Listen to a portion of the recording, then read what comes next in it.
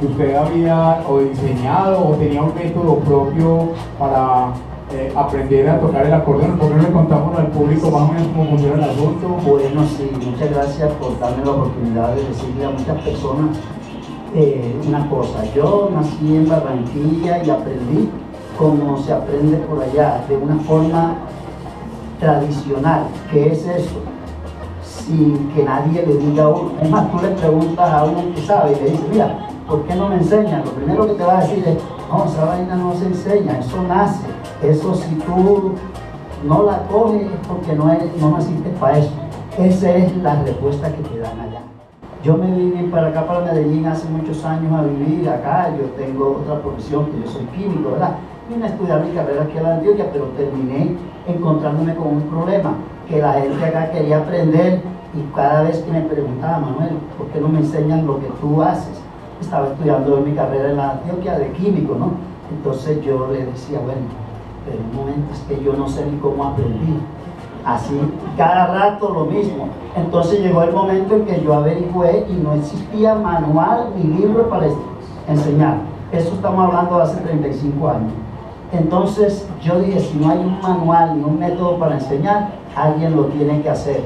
Y hace 35 años, ese es el resultado de esos 35 años, diseñé un manual, un método para enseñar. Hasta estos días que he sacado mucha gente con ese método. Con ese método es que estamos aquí en Hard Rock también, haciendo la labor de decirle a las personas que esto no es así. Simplemente la persona que toca el acordeón y nunca lo ha investigado, pues piensa que eso no se puede enseñar.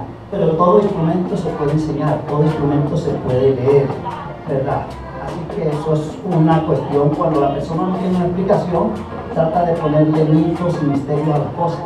Pero aquí aprenden en Hard Rock desde lo que quieran en la clase demostrativa, la primera clase demostrativa le va a decir que en la primera clase tocan una canción aunque nunca hayan cogido el acordeón conmigo.